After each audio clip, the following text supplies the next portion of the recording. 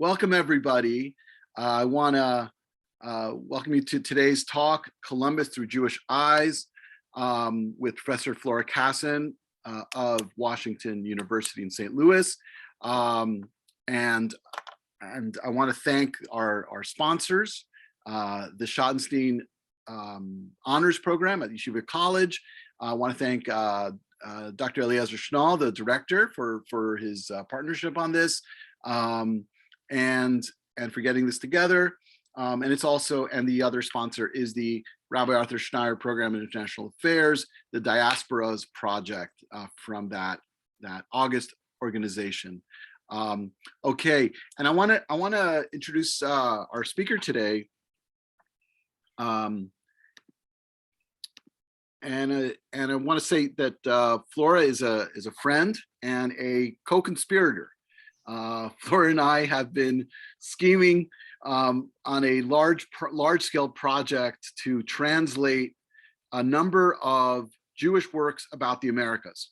And Ha-Kohen is the project that she's been working on. I have others, and it's part of a larger project that we've been working on to think about how to give a wider audience access to these fascinating works by Jews about the Americas. Jews were involved in so many aspects of the discoveries, much more involved in the world of colonialism and finding refuge in the Americas. And they, as you'll see today, were also curious, as so many people around the world were, about this new, so quote unquote, new world. And their insight into it is going to be different by its very nature than their Christian neighbors, right? It's going to look differently. And what does that difference look like? So I thought, after spending a long time, these bunch of weeks reading Columbus and Las Casas and Cortez and all these other figures, to be able to bring Flora in and get us to see some of the weird parallels, really fascinating parallels and disconnects between what someone like Ha-Kohen does than the text that we've been looking at. So without any further ado, Professor Cassen, thank you so much for joining us. And I look forward at some point for you to come on campus with our students and in the near future. So welcome, thank you. Thank you for inviting me, and thank you to everyone for being here. And as Professor Perelli said, you can put questions in the chat, but you can also raise your hand. And I think it's a small enough group that I don't mind at all being interrupted if you have questions or comments at any time. And yes, this is part of the larger project that Professor Perelli and I have been working on. And as he said, I think one of our goals is to make these texts accessible. There's been a lot of talk about the global Renaissance and how it's not only about Europe, but texts from all over the world have to be made accessible to historians and to people. And in a way, maybe Jewish texts have gotten lost in that really broad scholarly project that's been going on for a number of years. And so that's also what we're trying to do here. So I will share my screen, and what I thought I'm going to do today is talk to you a little bit about Ha-Kohen and his life and his work in general. And then I selected just a couple of, I think, interesting passages about his book, Sefer, Ha-hadasha, in which he talks about Columbus and the discovery. And I'll talk a little bit more about the book in a minute. So let me share my screen.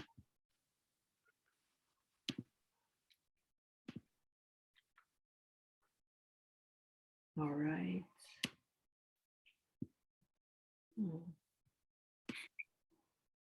So is this thing once I share the screen and I don't see anybody anymore? All right. I don't know how to. Oh, here. No, that didn't work. Oh, we see it. A few pages. Okay.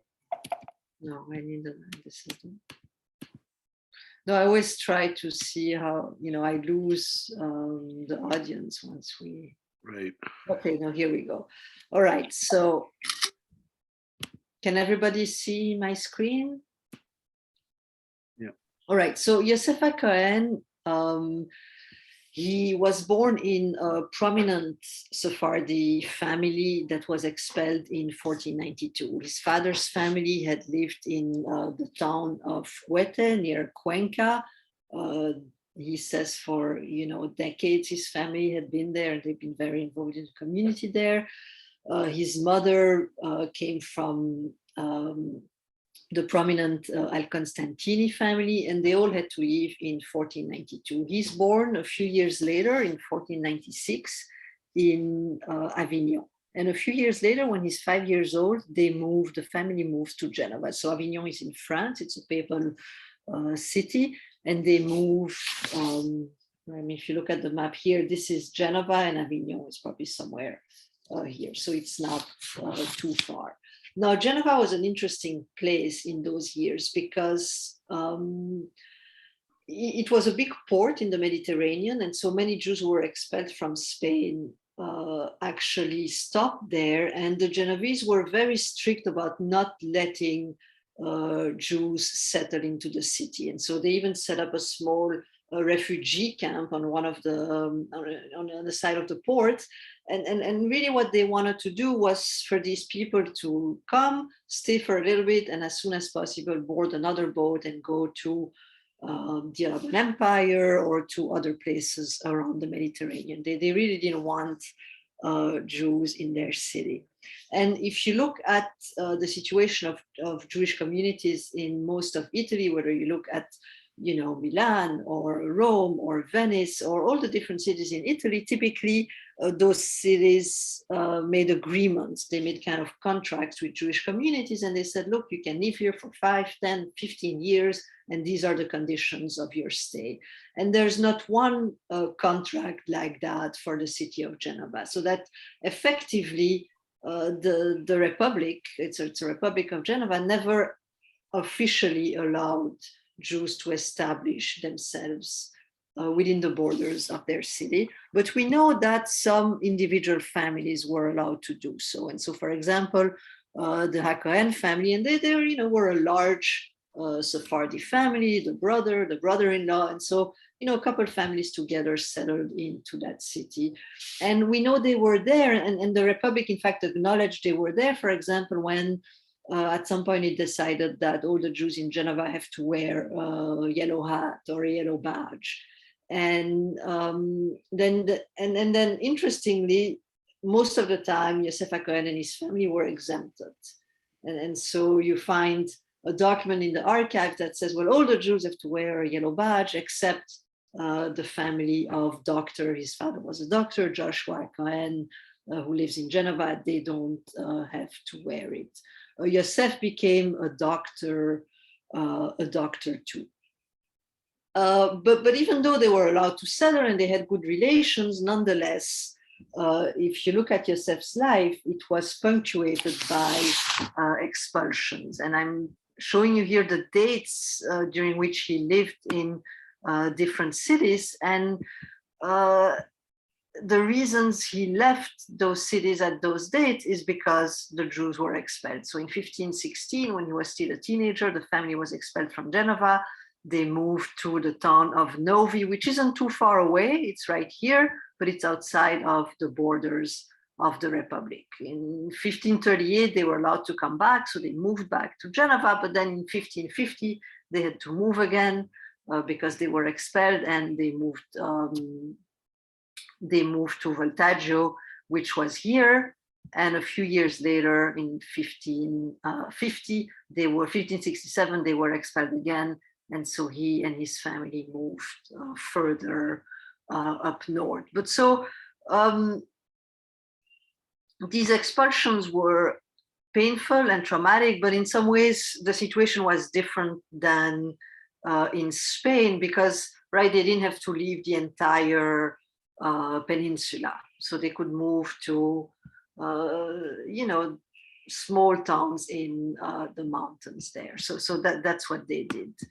But if you look at, and I copied here a few passages about these expulsions from his book, Emek HaBacha, right? He wrote this book, The Valley of Tears, in which he talks about the sort of painful history of the Jews from the time of the Second Temple until his day. And the book is about Jewish history in general, but when he comes to the years in which he was alive, in fact, it becomes a personal book because he tells us a lot about what happened to him and his family. And so you can read in his book, for example, in 1516, he wrote about that time when his father had to leave when he was still a teenager, right? It happened in the year 5266, which is 1516. The Doge, Ottaviano Fregoso, expelled the Jews from Genova the Proud. My father, my esteemed master and teacher, Joshua Ha-Kohen, and all the other Jews left Geneva at that time. They were allowed to come back, but in 1550, they were expelled again. And at that time, he writes about it, and then he's the one who has to leave. He's an adult now, he has his own family, but it sort of reminds him of what happened to his father. And so there is that memory of being expelled and of his family being expelled that is present in how he tells the story here, right? The decree was trumpeted, so they screamed it on the public square. All the Jews have to leave, and he remembers the same happened when he was young, and his father had to leave. And then eventually in 1567, it was interesting, but he wasn't living in Geneva. Actually, he was living in Voltaggio here. And the people in town actually wanted him to stay, and they petitioned the Doge to let him stay, but he said he had enough. He doesn't want to stay in Geneva. He realized that even if that town were to get an exception, it probably would only be temporary, and eventually they would be expelled. And so by then he was getting older, and he said, I refuse to stay, even though they asked from me to stay. And I moved to Castelletto, which is within the borders of Monferrato, which is one of the other Italian states of the Renaissance. And so you can see that experience of being expelled, which was so impactful on Sephardic Jews, in a way continues for him. And I think that becomes part of the narrative of his life.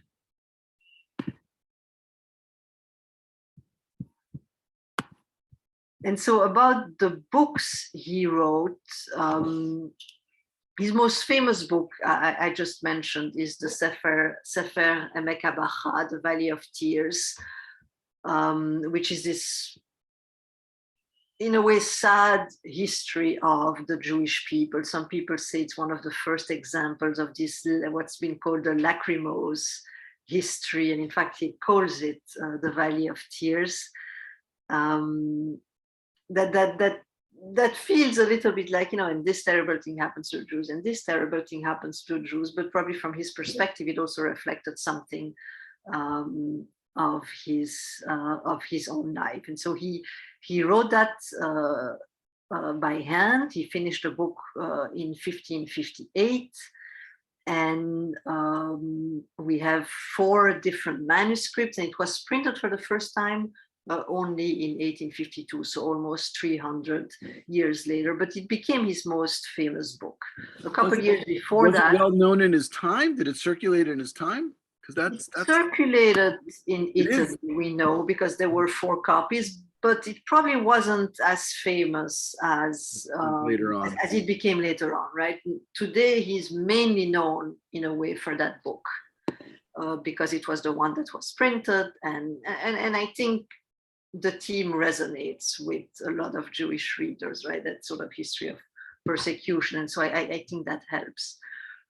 He wrote another book, Divrei Hayamim, Le Malchet Tzarfat ou Bet Ottoman, in 1554. And that's the only book he printed, right? It's a very big book. It's a history, not of Jews, but of Europe, of the different European countries. And he discusses also the wars between Christians and Turks in the Mediterranean, but even though that's the title, that's not the whole book. It really has a history of many different European countries from the Middle Ages to his day. And that's the only book of his that was printed in his own day. It was printed at the Sabbionetta Press in in Italy.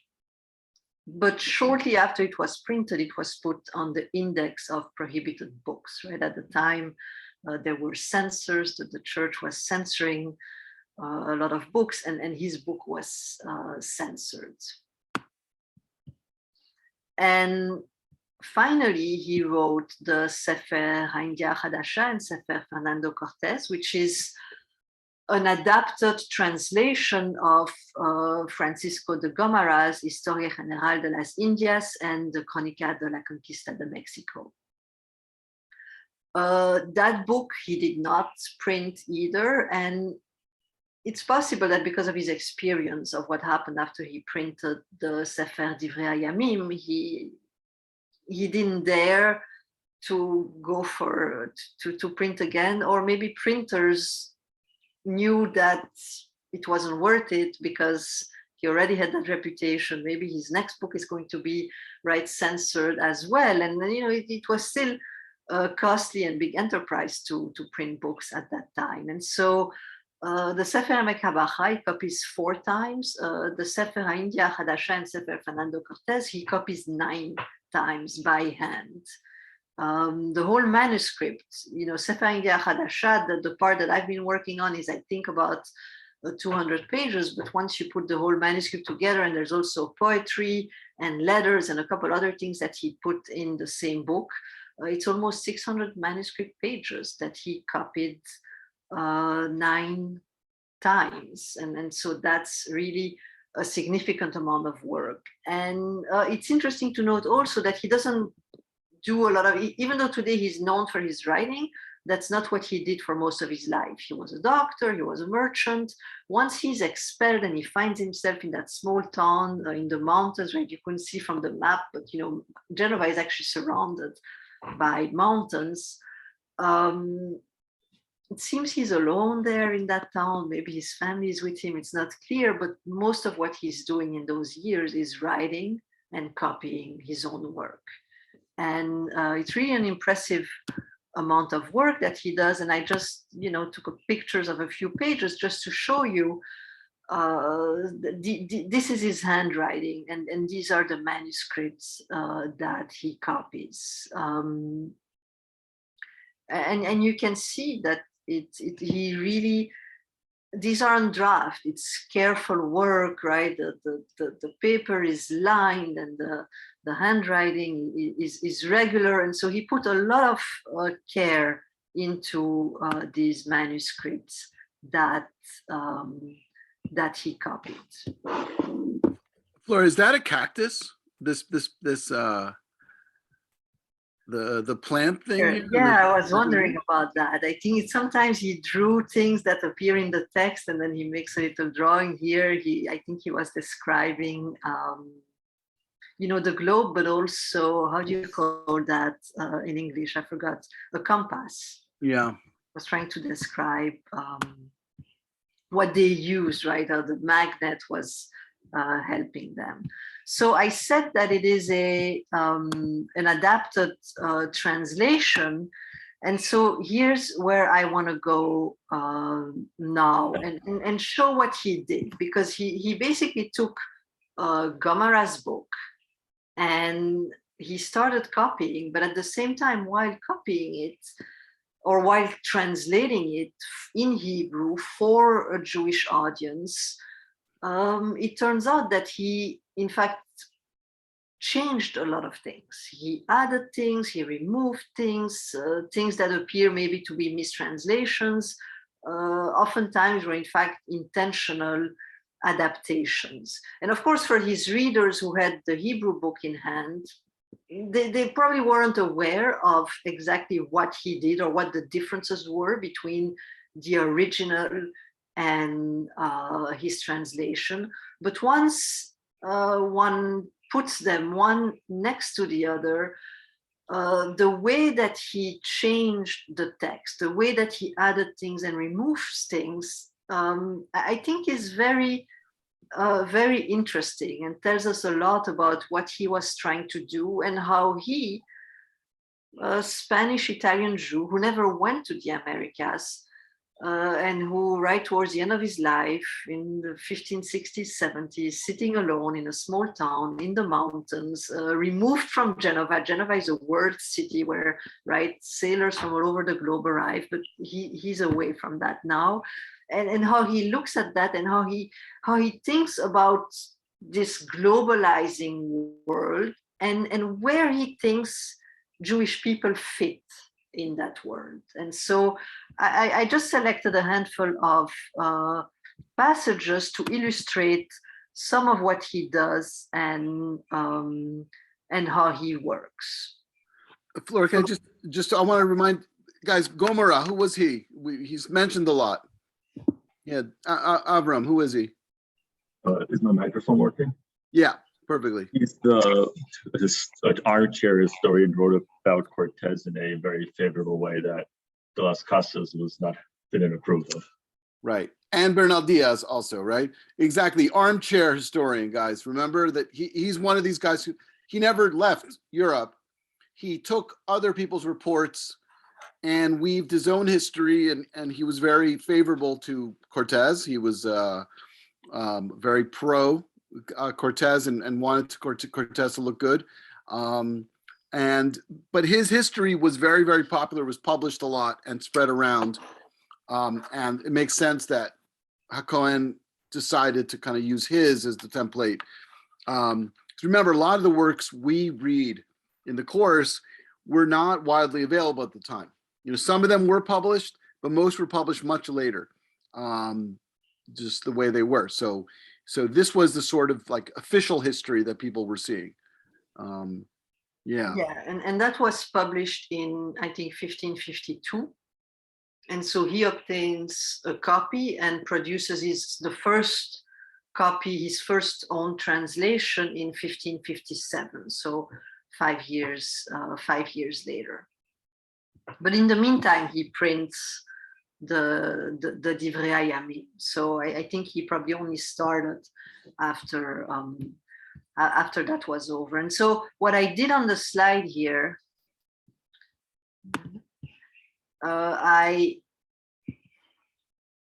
have his Hebrew text here, and here my translation, and here's some comments about what he does that is different from Gomara. And in this passage, he really describes the sort of beginning, right? The beginning of Columbus's travels and journey.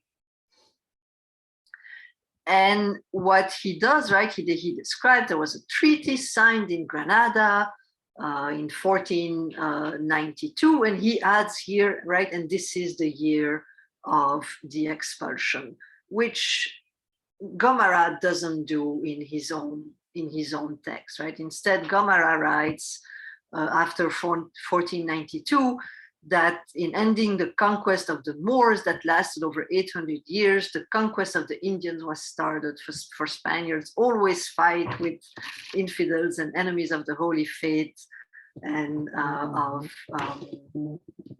of Jesus Christ. And so you see that this is different there. He doesn't mention Granada, right? The expulsion or the conquest of Granada, which was the last Muslim stronghold on the Iberian Peninsula, and he goes on and describing the preparations and how they went on their ships and so on, right? He doesn't talk about what Spain always does, is conquering the infidels and so on. On the contrary, what he does, he says, you know, and in fact, 16 ships departed, but some, right, suffered and died.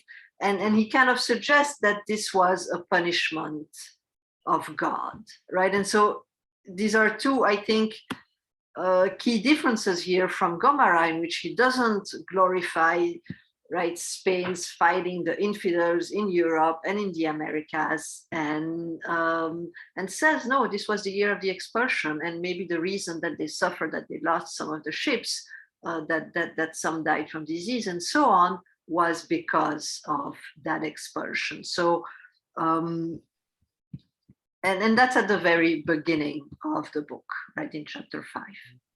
You can even see, you know, just, okay, sorry, Flora, can you go back?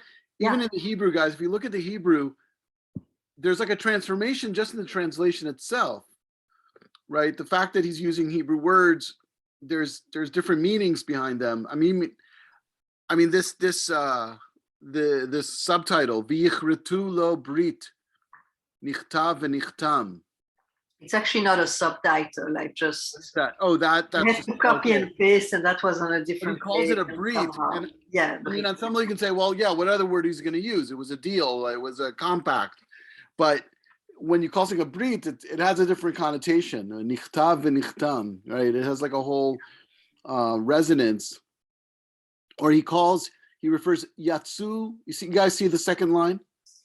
Yatsu kol tzivaot Hashem. Right? The armies, the legions of Hashem, of God, went out from the Eretz Farad. B'devar ha-malachim ha'ele. Well, that's interesting, right? He points to both of them, right? The monarchs, ha-malachim. Anyways, it's also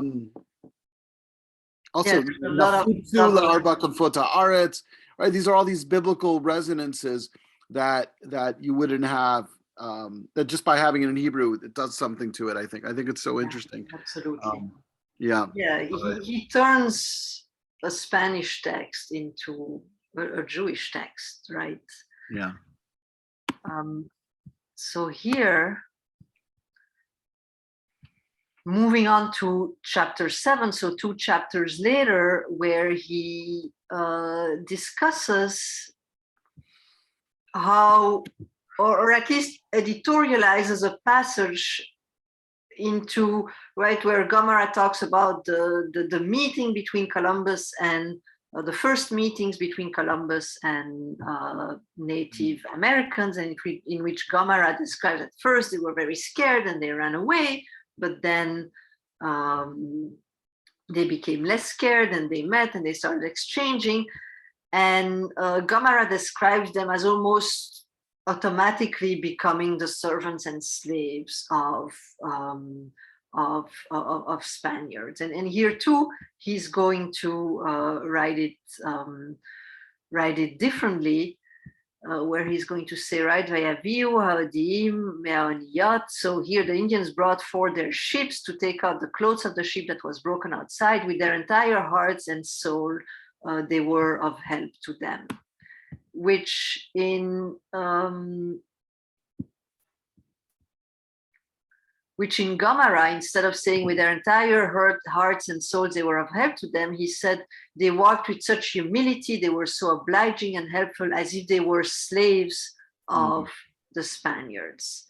They worshipped the cross, wore it on their breast, and knelt down to the Hail Mary like the Christians. So, right, immediately they become their servants and their slaves, and they convert.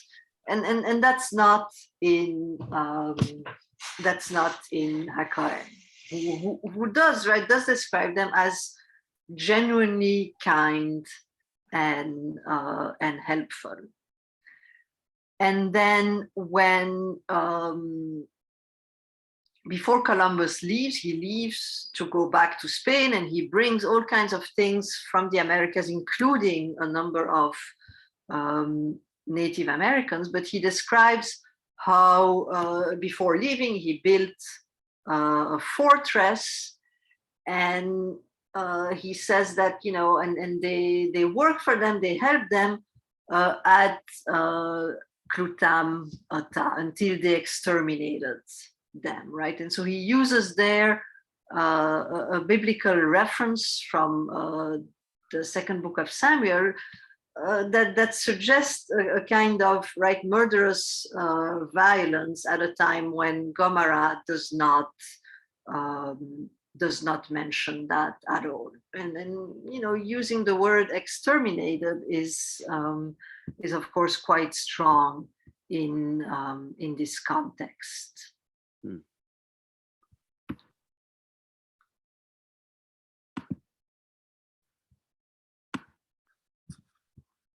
On cannibalism, right? Gomara, one of the first things he says about Native Americans is that they were right? Cannibals, they were eating other human beings. And of course, this is something that that Ha-Kohen notes as well. But when he notes that, he says, you know, יושבי הארצות ההם יאכלו בשר אדם כאשר יאכל הצבי והעיל. As one eats the gazelle and the deer, which comes, right, which comes from Deuteronomy, as one eats the gazelle and the deer in reference to dietary laws of the Israelites, right? The kind of foods that Israelites could eat in their own hands. And so, of course, you know, what does he mean by that? He doesn't condone cannibalism. I mean, he says it's horrible and it was scary. And so he doesn't condone it, but he does, I think, suggest the possibility that these were their own lands, and maybe on their own lands they had their own rules, and so he sort of opens up the possibility of another interpretation, right? These were not, I mean, in which he says, right, these weren't Spanish lands, number one, right? These were their own lands, and maybe on these lands they had their own rules, and so maybe he opens to a kind of cultural relativism, or a kind of almost, right, anthropological kind of attitude of, look, I'm observing them, I'm studying them, I'm trying to understand where they're coming from. I'm not condoning it, but he's taking a distance, right? He doesn't only say that it was horrible. And of course, the suggestion, right? What does it mean that he compares them to ancient Israelites?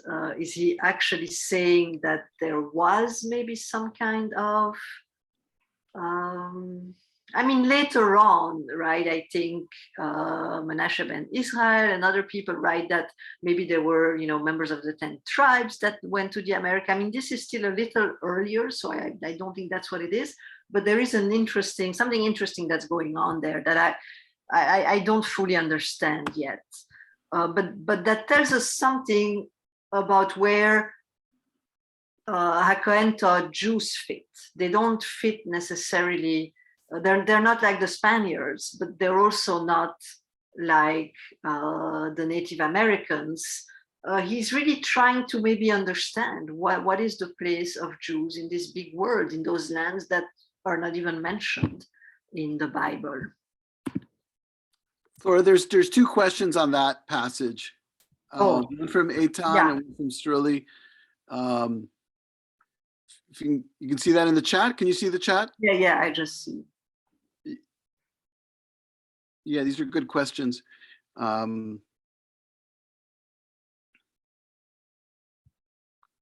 I think he is suggesting that maybe within their own, I think, system of morality, or maybe within their own religion, or within their own religious beliefs, like he tries to make space, I think, for not immediately condemning it as part of, say, a European moral system. He also doesn't condone it. I mean, it comes up again in different places, and he always says, and they were doing this, and this is horrible, or this was scary, or this was frightening. So he's not condoning it, but I think he's making space for some understanding. Why could he calls it toivot, right?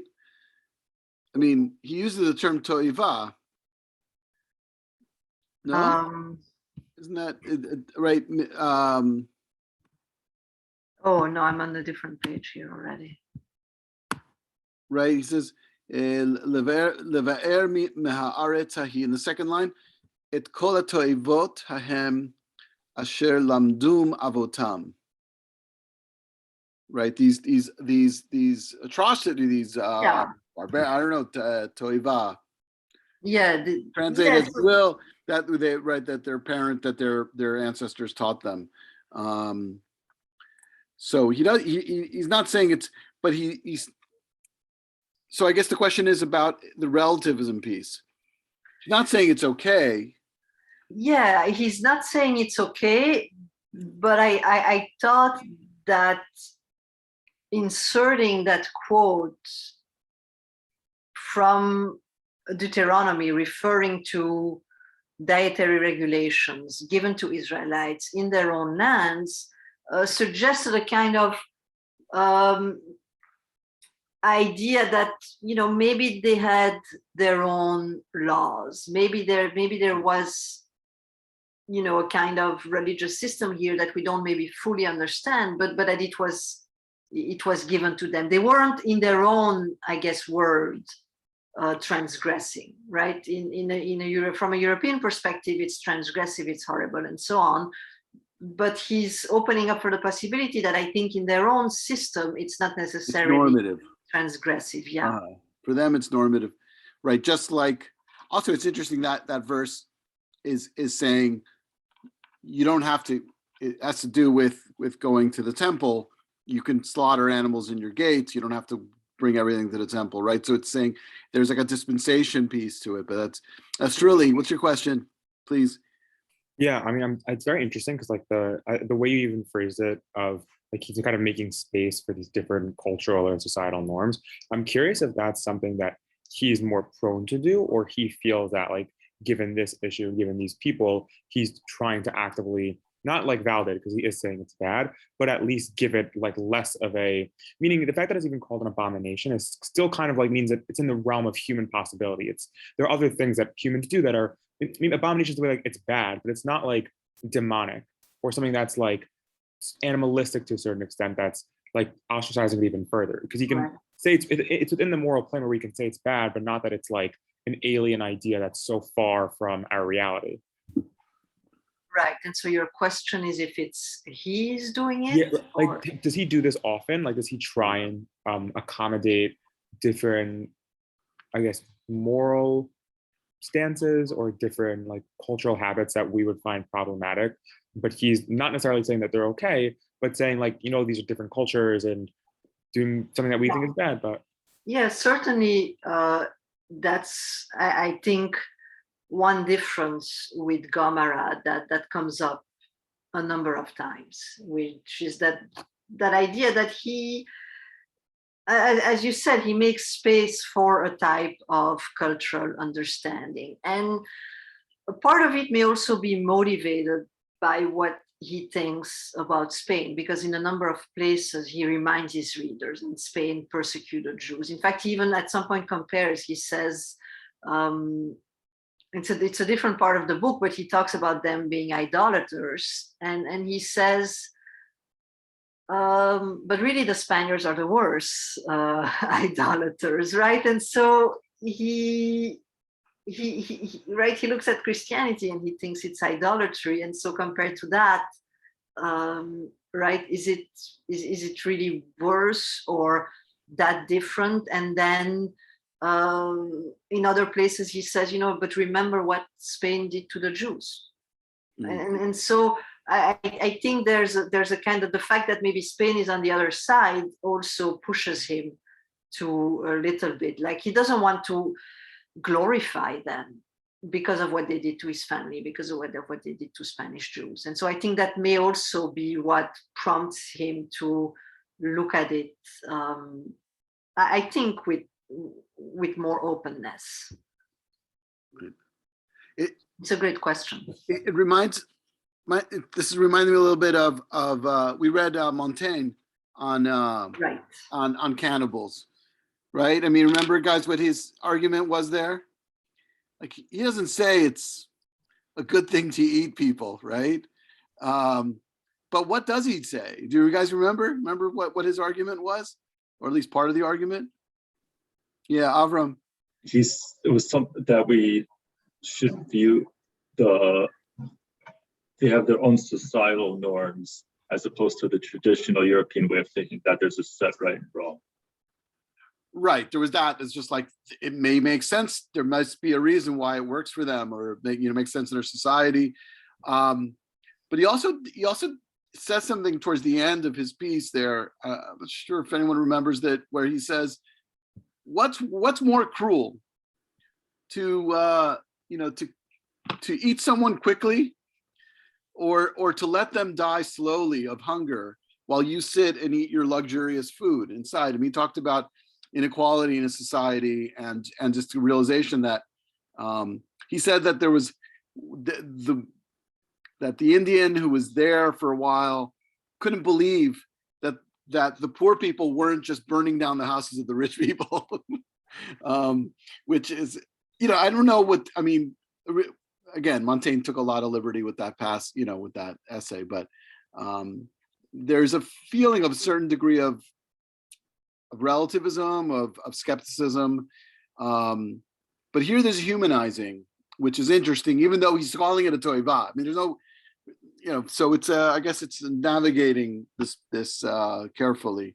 And I think he may not entirely know, right? And so he's trying to understand what is the place of Jews in that. And I think Montaigne uses, I think, that to criticize his own society. And that's not exactly what he does, but he uses, I think, that device certainly to criticize Spain, or to ask questions about the place of the Jews. So next page, he makes fun of Columbus. In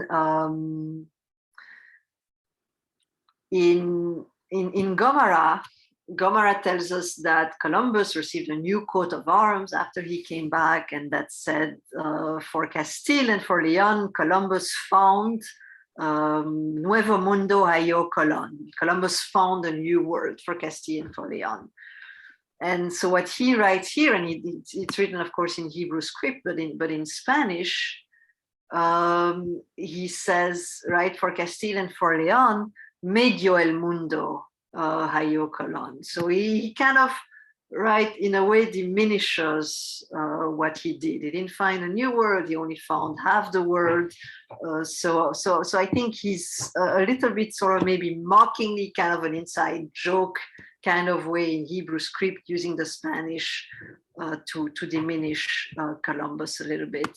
And then he adds his own poem to the text that is completely not in Gomara, in which he insists in a way on, the first half of the poem, he talks about Columbus finding a new world, and it is something remarkable, right? He on the path across the sun, he passed through the valley of Ayalon. So I mean, it is described as something special and remarkable that he found, right, this new world beyond the frontiers of the sun and so on. But then the second part of the poem, he focuses on the humiliation and the suffering that it caused to the people who lived there, right? So many nations were humiliated, for so much shame, contempt, and dishonor, for this man passed through their land, becoming from them an affliction of prickly briars.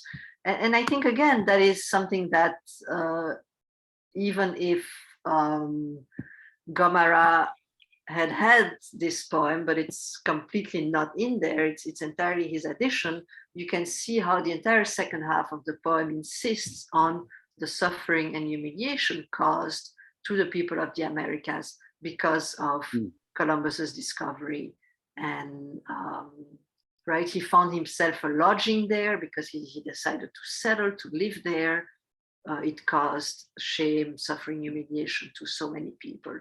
So again, you can see here his attitude, which starts with, mocking the coat of arms and then adding this poem.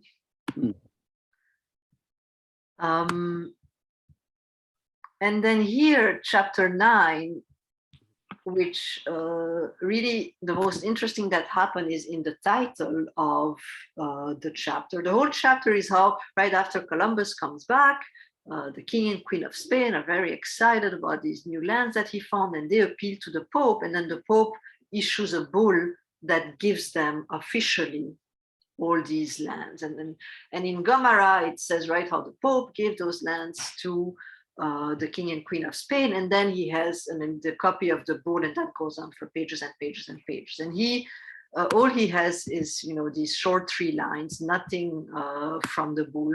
But what's interesting is what he does in the title. He said, well, this is how Pope Alexander gave what was not his to the Spanish monarchs, right? In which he kind of says, well, this wasn't his to give. It didn't belong to him, right? Those lands do not belong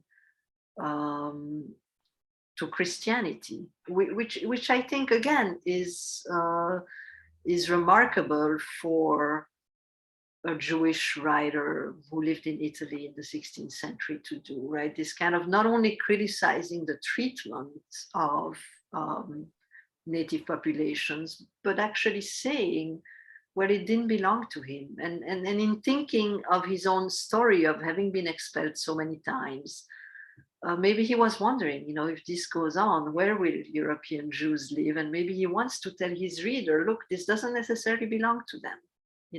I don't know, I'm speculating here, but I just found this, this addition of, I guess, a few words into the title, very interesting. And again, something that I think one really realizes how subversive it is when you put it next to Gomara and you see that that's not there. Gomara is all about, and this is how the Pope gave those lands to the King and Queen of Spain, as if, of course, they're the Pope's to give, and it's never in question. And so I think he's asking a very strong question here. Also, skipping the papal text, right? Saying, who cares? Like it's not right. Like it's not important. Like right, not important to his reader. Yeah. Sort of very brief summary. This is what happened. The paper text then goes on for 5 pages in Gomara, and he takes it out completely. Well, and because once he says that the lands weren't the Pope's to give, what is the value? What is the legal value of a bull that gives it, right? It's sort of a donation, but you can't donate what doesn't belong to you, right? So in a way, the sort of legal value of that donation is put into question here.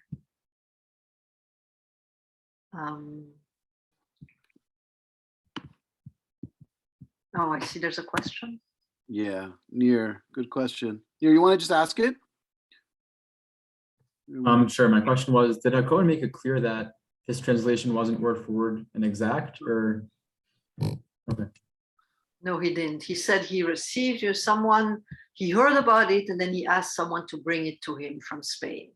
And then he says, and this is what he uses for this. So he does not make clear that he changes it. He also doesn't say this is a word for word translation, right? He says this is his main source. His whole book is based on that, but he doesn't say also it's a word for word translation. And anyone who's ever done right translation, you know how it is. Every word is sometimes, how do I translate this? How do I render the meaning? Sometimes there's no exact translation, and you know that if you change some words, you're rendering the meaning more accurately. But I think what he's doing here is definitely not pure translation. In a way, he I think writes his own text. He uses Gomara, but he really writes something with a very different intent and meaning. And so just a final few words, and then we can open it up for questions and comments. And in which one can ask the question, right? Is this kind of a conquest through translation? Is he kind of appropriating at least knowledge about the Americas through that translation for a Jewish audience, right? He definitely adapts the text for a Jewish audience. He adds references to Jewish history, to the Hebrew Bible. He uses mockery, inside jokes in Hebrew to diminish Columbus, for example, the coat of arms that we discussed. He criticizes sharply. He uses his translation to criticize Columbus's or Spain's treatment of Native Americans. Las Casas that you read had been published, but there's no evidence that he had access to it. Now, of course, those critiques were probably around him, but there's no direct evidence that he had the text and that he copied from there too.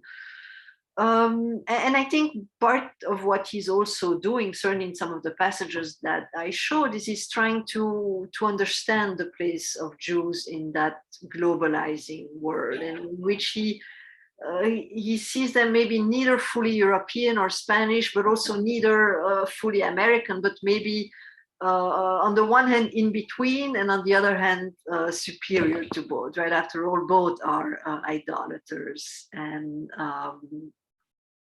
not the chosen people.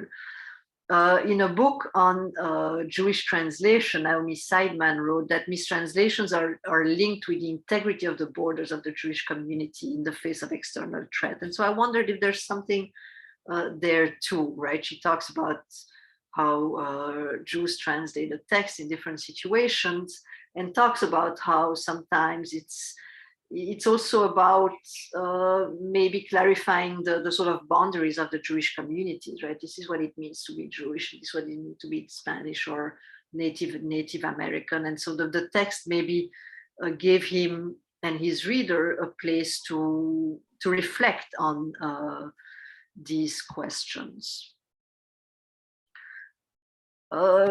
Certainly in those years, Jews have no role in the conquest or right in the colonization that follows. But maybe through that translation, he's trying to at least conquer the narrative, right? To at least tell the story in a way that is intelligible and makes sense to a Jewish audience, and maybe suggest that there could be possibly a place for Jews in the Americas.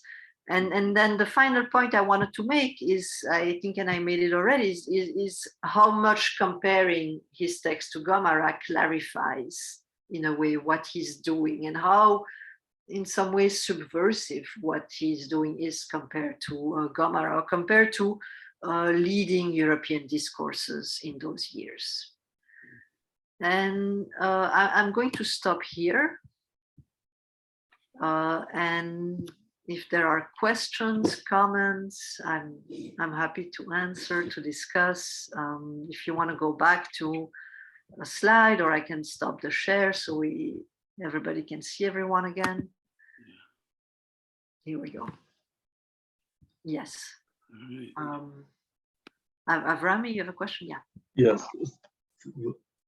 And a very educated, anyone who is very educated living in Europe, wanted to read a Gemara, would probably speak many languages and be able to read it themselves. So who was the target audience that was going to read this Hebrew text? It's an interesting question, because he knew Spanish, he knew Italian, and presumably pretty much all Italian Jews could read Spanish, right? I mean, it's close enough that if you live in Italy, you know Italian well, especially if you're from a Sephardic family. In addition, you certainly could have read Spanish. I think his audience is definitely a Jewish audience, a Hebrew reading audience, but I think he's writing in Hebrew because he wants to tell a different story. And that's partly, once you start reading it, you understand why he never even tried to print it. He probably would have gotten in trouble, as he did with Divrei Hayamim.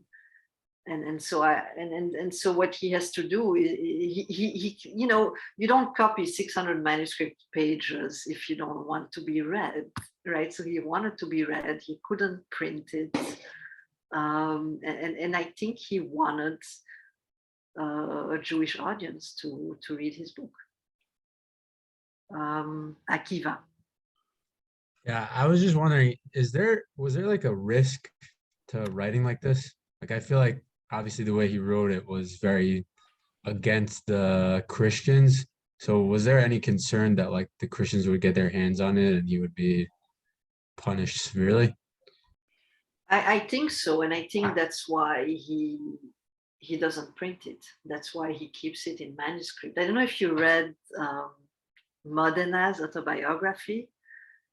Right at some point, he talks about his book, I think, being translated, and doesn't he say like a French printer took his book and Yes. printed it in French, and on the one hand, he's very proud, and then suddenly he panics. He says, "Oh, gee, what if they take it and the Inquisition finds it, and I will get into so much trouble?" So I think it was risky, and I think that's why he copied it rather than sending it to the printer. But in a way, right, the copies are really beautifully done. So they're not drafts. Like he wanted someone to take it and read it, and he probably wanted it to circulate. Shalom. Are there other examples of anti-Spanish Jewish literature at that time? That's a good question. I don't know. Maybe I mean, Bravanel has a lot of negative things to say about the king and queen, but it's complicated because he's because of his history with them. There's in Ibn Verga, right, not specifically against Spain. I mean, he talks about Europe.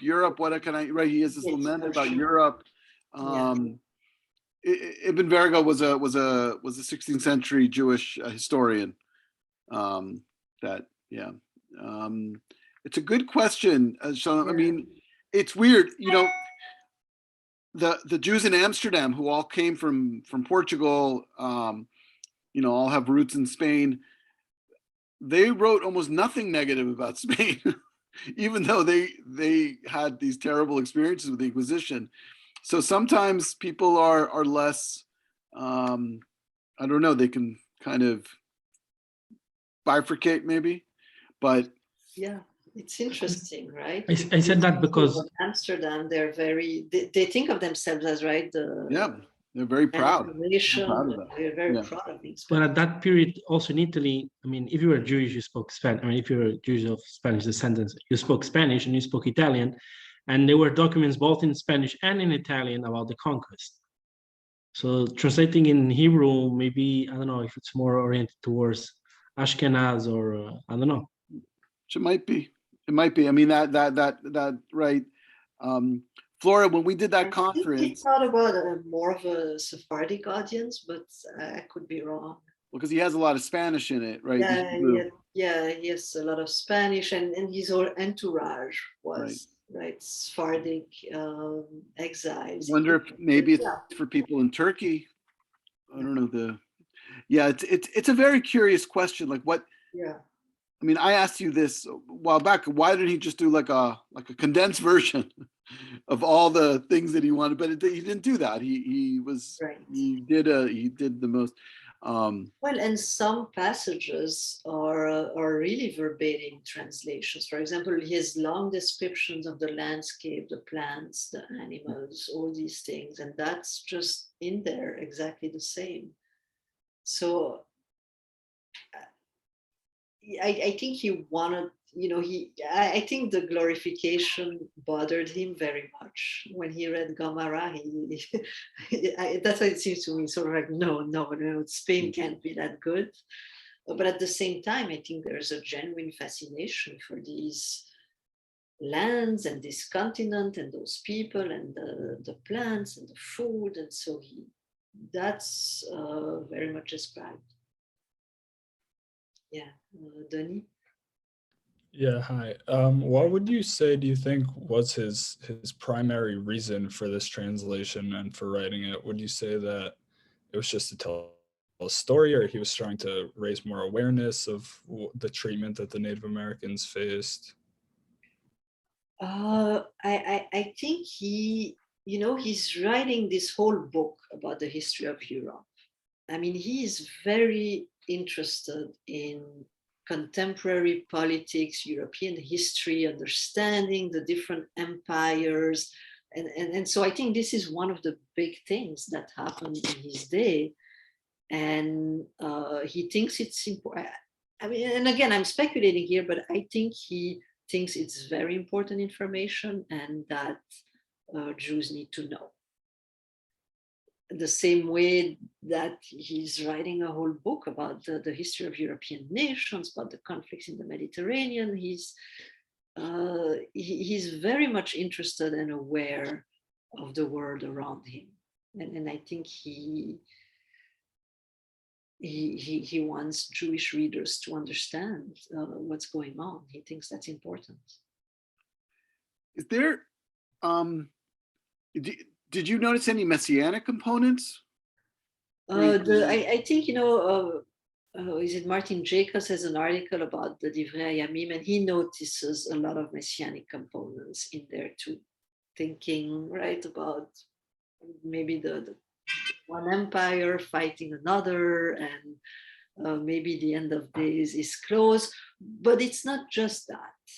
It's also striking to me that there's a real interest in what's going on around him. And, when I was working on my book on Geneva, I was working on Geneva and Milan, and I was impressed, right?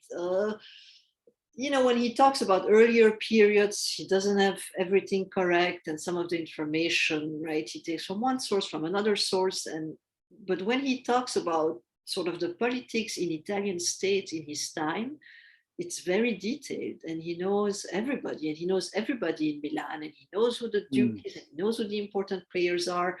And I would read the Emek HaBacha, and then I would find information in the archives, right? Talking about a Jewish delegation going to the Duke to negotiate this and that, and it's in his book. So he really knows about local politics and what's going on. And I think he cared about that. He thought it's very important. Schuli? Yeah, so on what you were just saying, how would you say, meaning, how is that done? Like, was that something, like, to have access to that many people and to have that type of knowledge and awareness, like, where did that come from? Because, meaning, like, nowadays, I think, like, obviously we'd say, oh, of course, like, that's a certain tactic that one could have in understanding, like, their society and who are the really important players there, and to know what's going on. But where did that even originate from? Like, and where did it originate from? And also, how do they know that it makes sense? It seems like almost such like a revolutionary idea to try and network in this way that you can get access to so many different people and information and a whole system that's like very complex and powerful.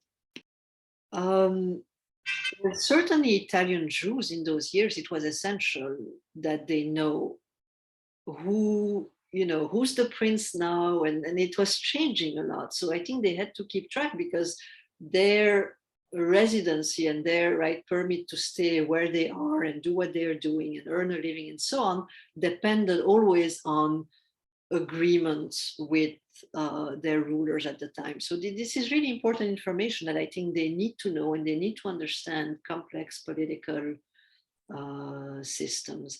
And in a way, is it so different today?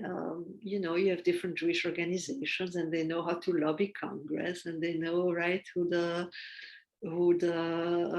mayor is. And I think it's not so different. When you're a minority community, you kind of want to know how do I ensure that my life in this place is a good and a decent life, and who do I need to know for that, and so on. So I think very much he realized that it's very important, and that he needed to know that information. I think on top of that, he was a writer, an intellectual, and it's interesting, right? He didn't write most of his life. I think he was expelled once, a second time, a third time. He starts writing when he's in his 60s. And he lives until he's almost 80. So he has 20 years there. I'm guessing he maybe continued to be a doctor on the side to make a living. I'm not exactly sure how he did it. But in those final 20 years of his life, a lot of what he did, it seems to me, is just writing and thinking about the world. And I think for him, he thought of it, I suspect, maybe even as a matter of survival, right? To survive, Jews need to know who's in charge, who makes the decision, who do I need to negotiate with, how did his father receive permission not to wear a Jewish badge when all other Jews had to wear it, right? How were they allowed to, how was he allowed even to stay in a town when everybody else had to go? Because he understood how that works. Did you raise your hand again? Yeah, sorry, I just have one follow-up. Yeah. Like as you're speaking about it, it's interesting because meaning everything you're describing is obviously like what we have seen, like not just today, but I mean we've seen in the past in Jewish history.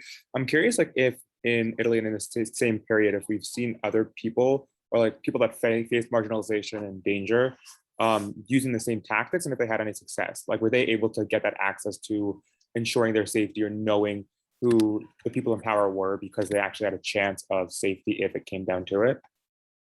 You mean other people than Yosef HaKohen or other groups? Than Other Jews? groups, not Jews, but other communities.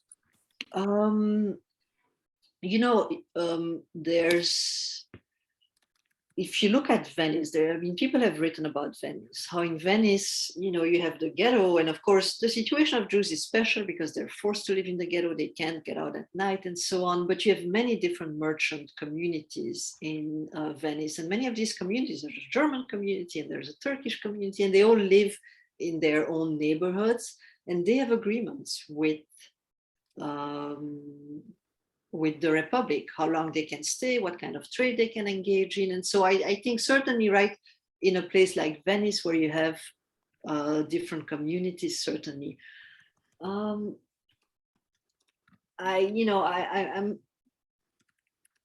can't think really of other groups, but it's a great question. I mean, I think Jews are masters at this, because or else we would have been killed. You know, we wouldn't have survived. But I think any imperial place like that's mercantile. I mean, I think Venice is a great example, but also Ottoman Empire.